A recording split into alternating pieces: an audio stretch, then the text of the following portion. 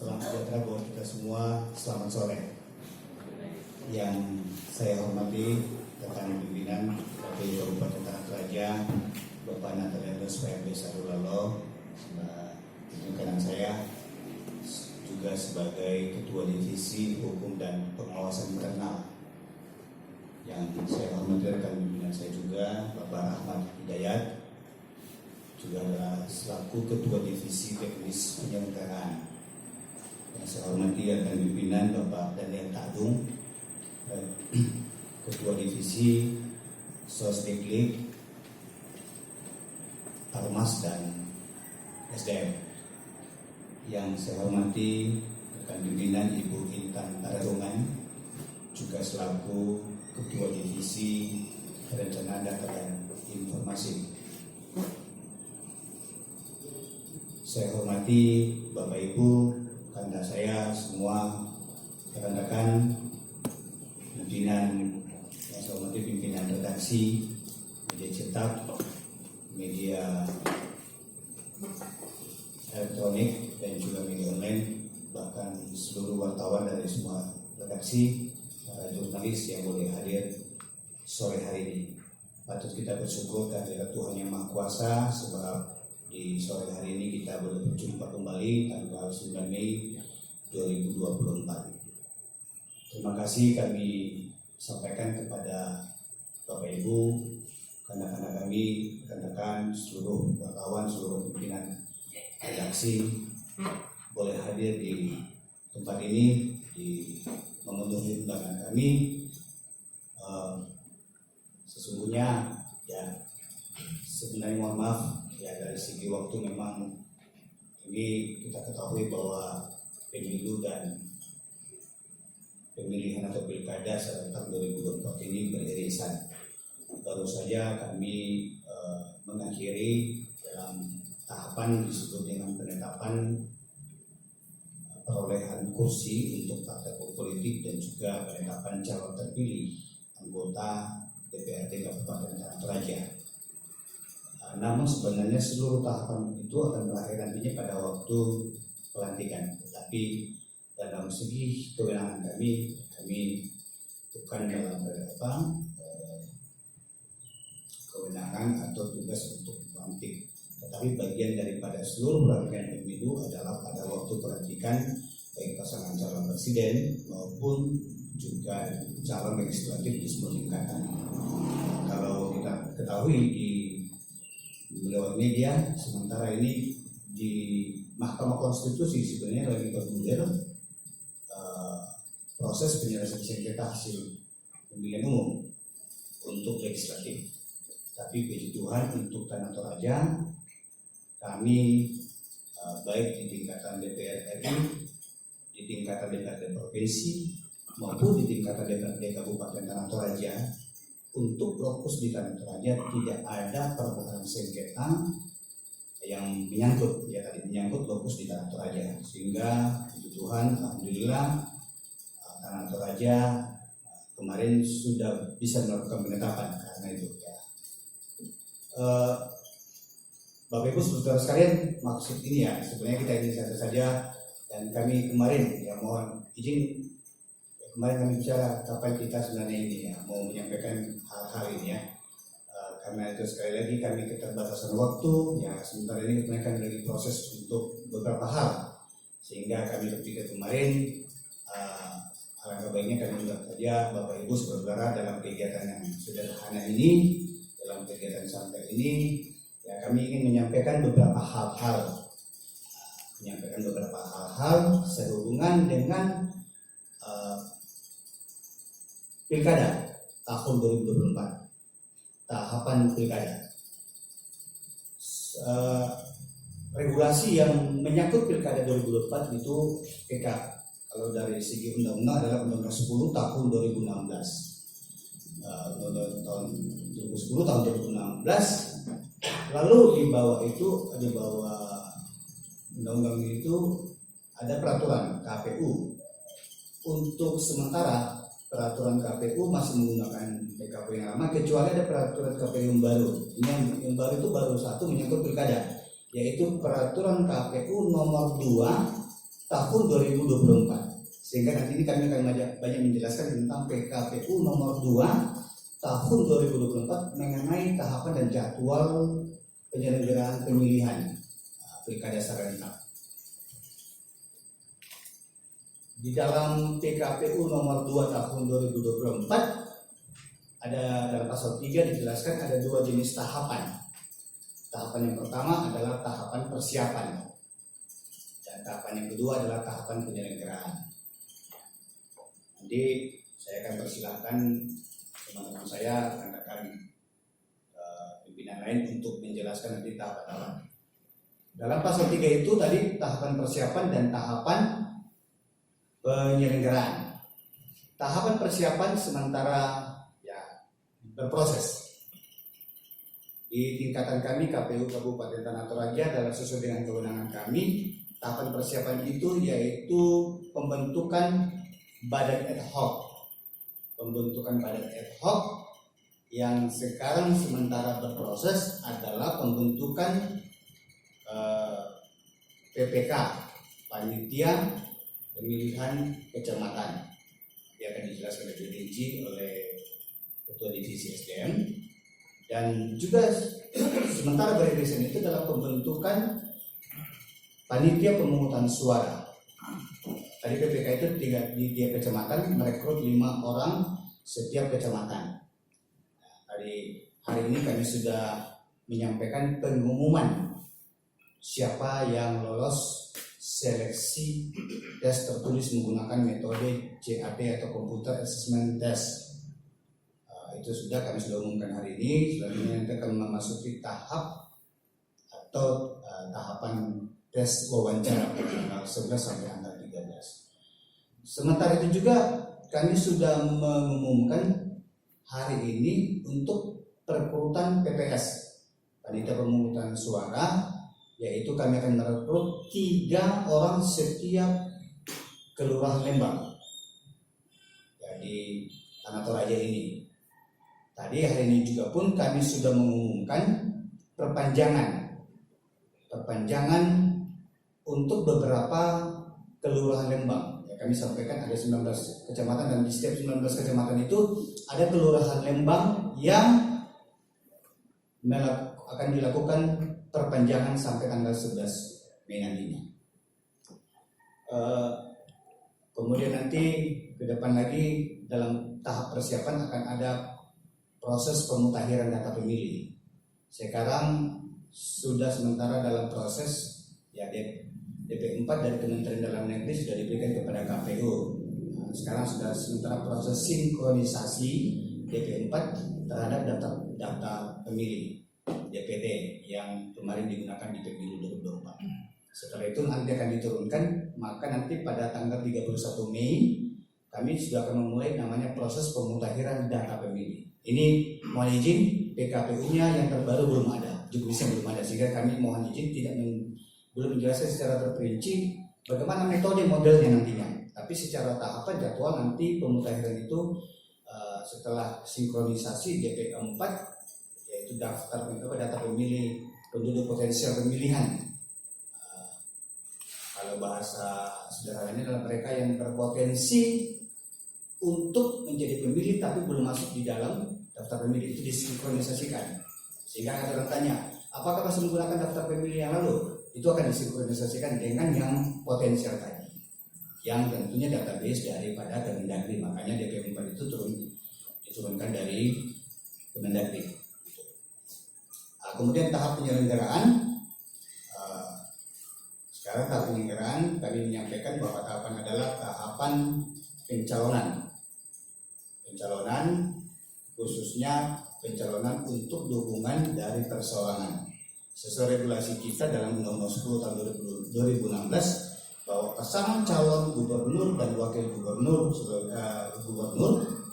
itu dan juga calon bupati dan wakil bupati ya, khususnya di Tanah Toraja bisa dari dua, yaitu dari dukungan perseorangan dan dukungan partai politik.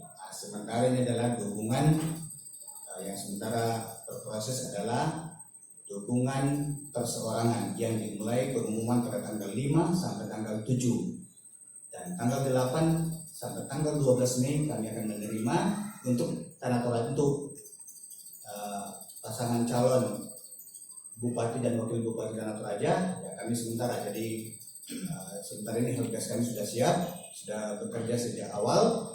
Kami menunggu siapa yang datang mau menyatakan keinginannya untuk masuk. Maka tanggal 8 sampai tanggal 12 kami dalam tahapan penerimaan dokumen persyaratan dari dokumen persyaratan tersebut. Baik, itu secara garis besar yang saya coba gambarkan. Secara terperinci saya mohon kesabaran kita. Saya akan persilahkan kepada masing-masing divisi untuk menjelaskan tadi tahapan-tahapan tadi. Yang pertama saya persilahkan kepada Pak Daniel Kadung, Kadin Ketua Divisi SDM, menjelaskan tentang bagaimana proses perekrutan dan sebagainya. Ya, kepada Pak Daniel silakan.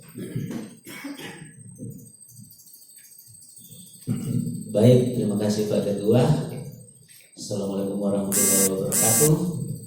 Rekan-rekan media yang kami hormati, pertama-tama kami dari Divisi SDM perlu menjelaskan beberapa tahapan perekrutan badan ad hoc yang dilakukan secara terbuka atau metode terbuka, yang pada saat ini kami sudah sampai pada tahapan yang ketujuh, yakni pengumuman hasil seleksi tertulis calon anggota PPK. Itu paling lambat kami umumkan besok, dan mungkin sudah diumumkan oleh teman-teman hari ini. Yang berikut, tahapan selanjutnya adalah menunggu tanggapan dari masyarakat. Sesungguhnya tanggapan masyarakat itu sejak dibuka pendaftaran penerimaan badan ad hoc itu sudah secara otomatis membuka juga tanggapan masyarakat. Tanggapan masyarakat dapat dikirim melalui email di email kputator@tanggapanmasyarakat@gmail.com, atau bisa diantar langsung ke kantor KPU Kabupaten Tanah Toraja. Tentu hal-hal yang menyangkut yang ditanggapi terkait perekrutan ini, ya mungkin dari segi calon badan ad hoc yang mungkin menurut publik kurang memenuhi syarat sebagai penyelenggara, itu dapat diberikan tanggapan dan masukan dengan menyertakan bukti-bukti, misalnya bukti-bukti terkait dengan hal-hal yang ditanggapi menyangkut calon badan ad hoc yang sedang berproses. Yang berikut, tahapan selanjutnya setelah kami menerima tanggapan masyarakat.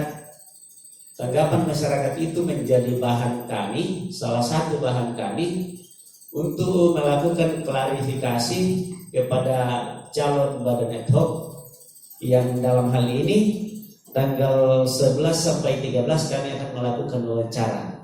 Jadi menjadi salah satu bahan kami untuk melakukan klarifikasi. Ya, kalau tanggapan masyarakat itu menurut kami cukup bukti untuk misalnya tidak meloloskan yang bersangkutan, maka yang bersangkutan yang mendapat tanggapan masyarakat itu tentu tidak akan diloloskan setelah melalui keputusan pleno. Yang berikut,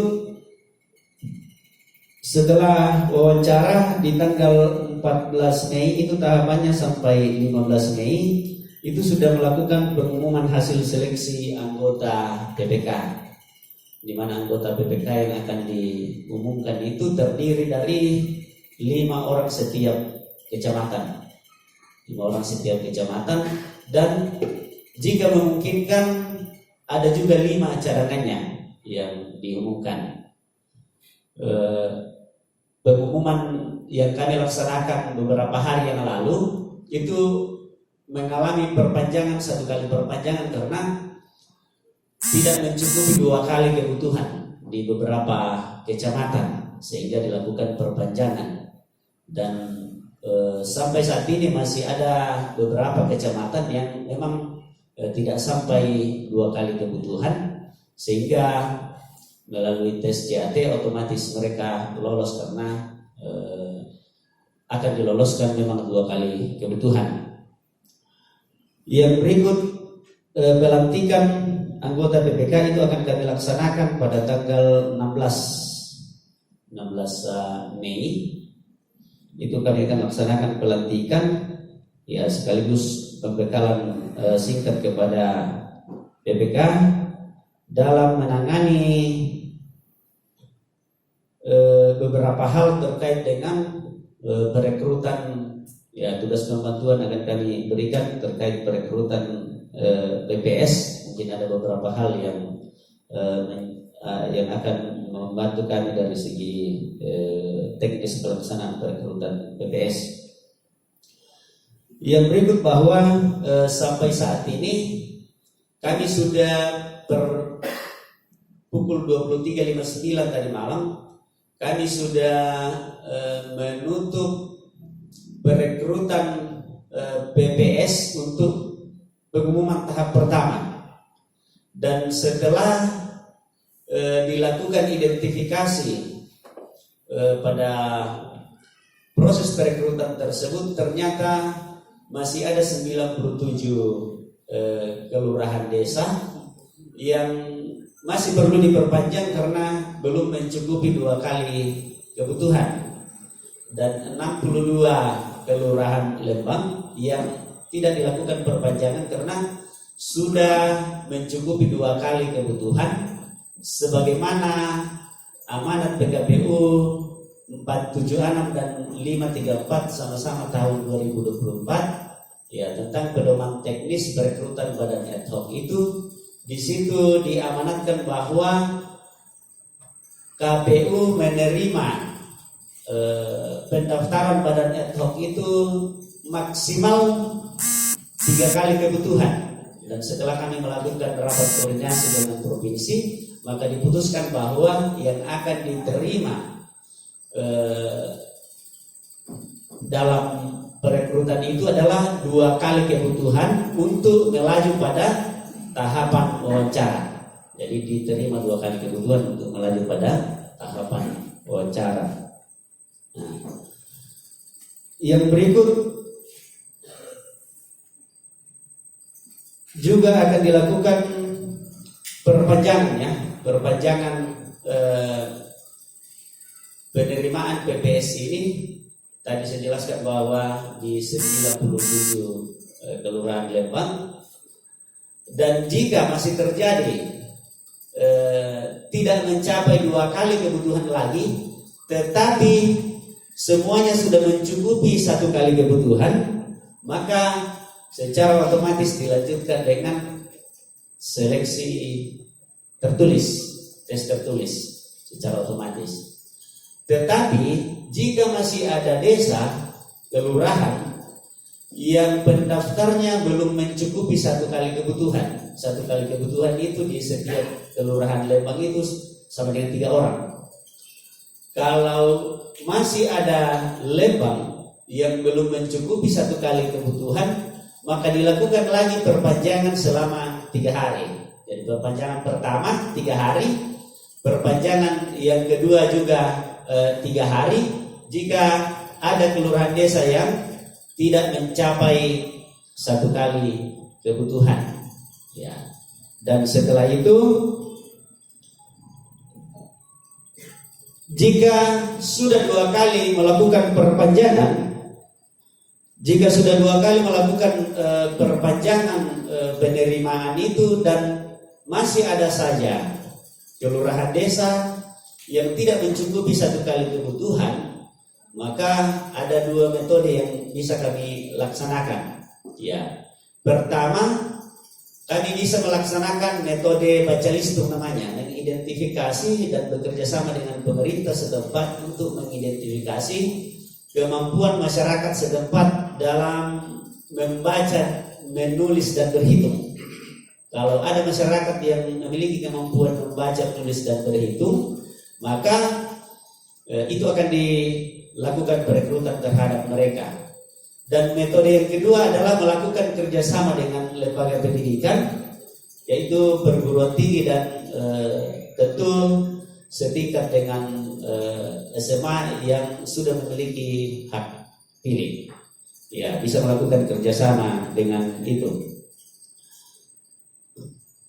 Setelah penerimaan ditutup, maka kami akan lanjutkan dengan seleksi tertulis. Itu diagendakan 15 sampai 18 Mei. Namun 18 Mei itu beririsan dengan kegiatan provinsi, yakni peluncuran pilkada di tingkat provinsi, sehingga kemungkinan besar kami akan melakukan seleksi di tanggal 17, berhubung seleksi tertulis, berhubung tanggal 16 itu pelantikan PPK, sehingga praktis hanya ada 1 hari yang kami akan laksanakan seleksi tertulis, di mana hari itu adalah tanggal 17 Mei untuk melakukan seleksi tertulis terhadap PPS. Ya. Setelah dilakukan seleksi tertulis, sebagaimana tahapannya tadi, itu dilakukan pengumuman, selanjutnya tanggapan masyarakat sampai pada pelantikan. Mungkin demikian yang boleh kami sampaikan terkait perekrutan badan ad hoc, dan jika nantinya masih ada yang perlu ditanyakan, kami terbuka pada konferensi pers ini. Terima kasih, kami kembalikan ke Pak Ketua. Baik, terima kasih dari Ketua Divisi SDM. Bapak Ibu, mungkin setelah kami semua menyampaikan, baru nanti kita buka sesi tanya jawab ya, supaya sekalian ya, begitu. Baik,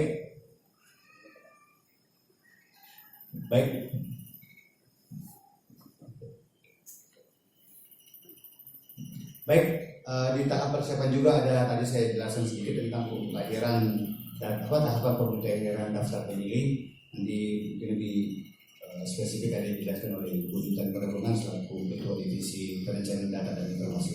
Pada Ibu Intan, silakan.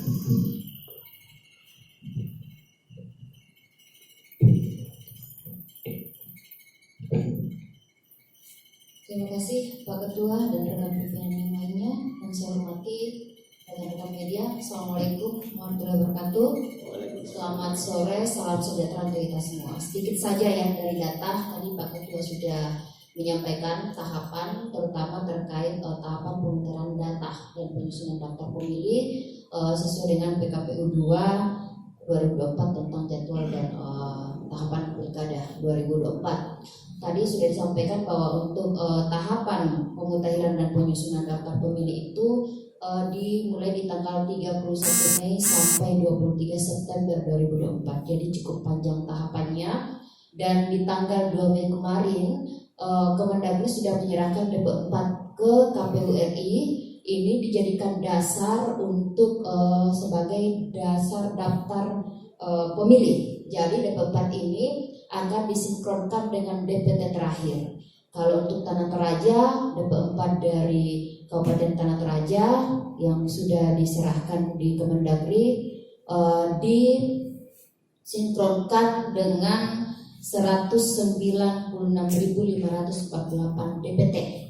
Nah, itu akan diturunkan nanti melalui KPU provinsi dan akan dicermati kembali di kabupaten kota yang akan dijadikan sebagai daftar pemilih. Nah, daftar pemilih inilah nantinya yang akan diberikan kepada petugas pemutaran data pemilih untuk dilakukan pemutaran data yang ada di dalam daftar pemilih itu. Dari daftar pemilih itu, setelah dilakukan pemutaran data oleh petugas pemutaran data pemilih, maka akan ditetapkan sebagai daftar pemilih hasil pemutahiran. Kemudian setelah itu dari daftar pemilih hasil pemutahiran, maka akan ditetapkan sebagai daftar pemilih sementara. Kemudian dari daftar pemilih sementara masuk ke daftar pemilih sementara hasil perbaikan. Setelahnya itu baru sebagai daftar pemilih tetap.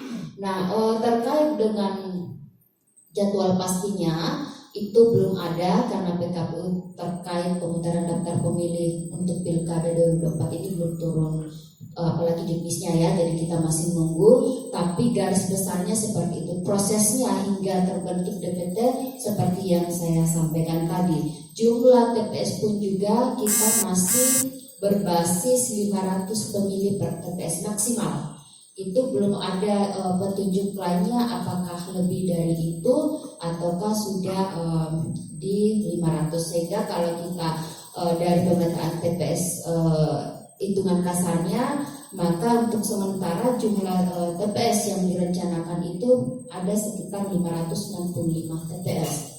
Nanti kita tunggu setelah turun dari KPRI hasil sinkronisasi DP4 nantinya itu, baru kita bisa petakan berapa pastinya jumlah TPS yang akan digunakan untuk Pilkada 2024 ini. Jadi agak turun ya dengan jumlah TPS yang kemarin di pemilu. Kalau pemilu kan maksimal 300, dan Pilkada untuk sementara kita masih berpatokan di Pilkada 2020 kemarin maksimal pemilihnya adalah 500. Jadi itu saja saya selaku divisi data dan juga mewakili rekan-rekan komisioner berharap rekan-rekan media kerjasamanya termasuk dan terutama terkait pemutaran data ini, karena bagaimanapun penyusunan dan pemilihan data pemilih ini harus betul-betul detail, karena ini merupakan basis perencanaan operasional dan logistik ya. Itu akan menjadi basis berapa surat suara nantinya, berapa TPS, berapa PPDP yang direkrut, berapa KPPS yang akan direkrut dan lain sebagainya. Jadi untuk pemutaran data cukup itu saja dulu sambil kita menunggu PKPU atau juknis pemutaran data selanjutnya. Sekian dan terima kasih.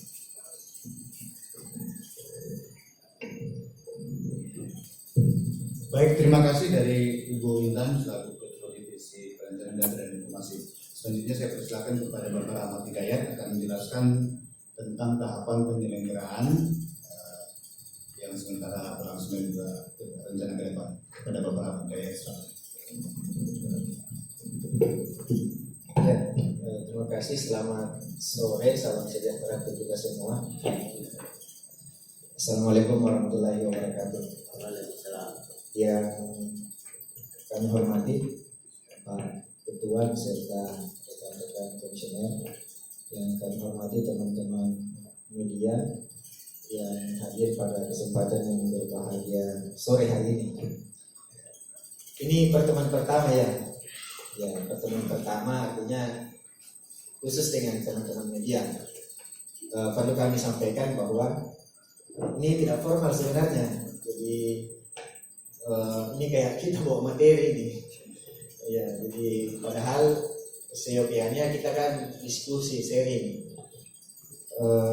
Tapi ya kita kondisikan bahwa kalau saya melihat hari ini teman-teman sangat berantusias menghadiri undangan kami, dan ini awal.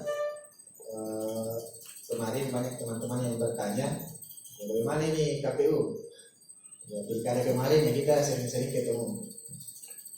Perlu kami sampaikan bahwa untuk ke depan, khususnya untuk pilkada 2024 ini ya tidak terasa ya. Ya, kalau kita lihat pilkada 2020 kemarin itu ya kayak baru kemarin, apalagi tahapan pemilu yang barusan kita laksanakan.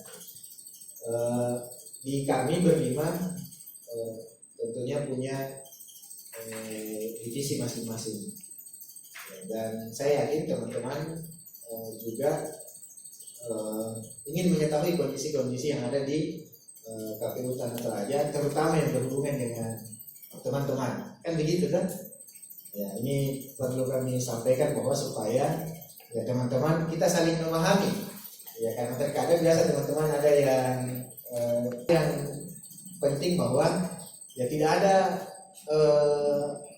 nomenklatur anggaran khusus untuk media sebenarnya di kami. Ya, tetapi kami berusaha supaya paling tidak semacam kayak gini ada yang kita libatkan juga teman-teman media, bahkan ya kan ini kondisional. Kami meminta anggaran ke Pemda itu kurang lebih 6,5 miliar, 50% lebih untuk honor, sehingga hanya kisaran 40% yang kita kelola dalam bentuk kegiatan. Itu pun ada kegiatan yang wajib ya, sehingga untuk kegiatan-kegiatan yang mungkin dulu di 2020 itu ya masih bisa maksimal, ya kita kewalahan di situ ya. Namun hasil karena kita fokus kemarin banyak waktu juga dibiayai oleh pemilu, tahapan-tahapan awal di perencanaan, sehingga sebenarnya di Pemda itu ya bahasa kasarnya kami minta 28 di SPHD, diberikan 26 dengan catatan kami kurangi di anggaran pencalonan ya, dan termasuk anggaran pencalonan perseorangan, sehingga kalau misalnya calon kemarin kami cuma anggarkan 2. Nah kalau pada perjalanannya misalnya calon ada lebih dari 2, maka itu kita minta lagi ke Pemda ya. Tapi seiring berjalannya waktu, karena ini pilkada juga menyempit di tanggal 27 November, kurang lebih sisa 6 bulan setengah kita mau pilkada ya, kami coba sinkronisasi anggaran kami, kemudian berusaha juga ya, bagaimana bisa memaksimalkan pertemuan-pertemuan termasuk kegiatan hari ini. Ya mudah-mudahan sampai bulan nanti ditagih Pak Kadin saja. Ya karena ini divisinya ya.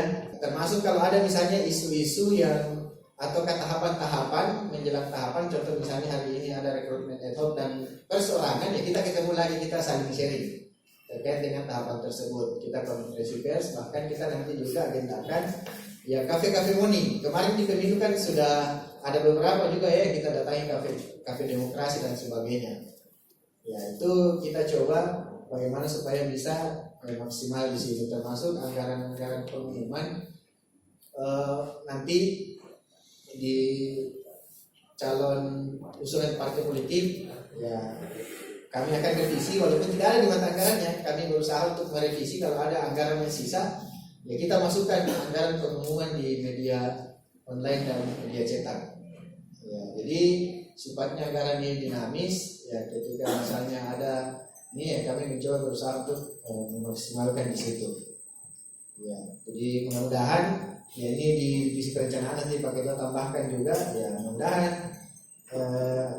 ada pertemuan-pertemuan semacam cafe morning dan konferensi pers setiap tahapan-tahapan yang telah kita laksanakan, yang akan kita laksanakan. Oke, untuk divisi saya tahapan yang sementara berjalan, saya di divisi teknis penyelenggaraan.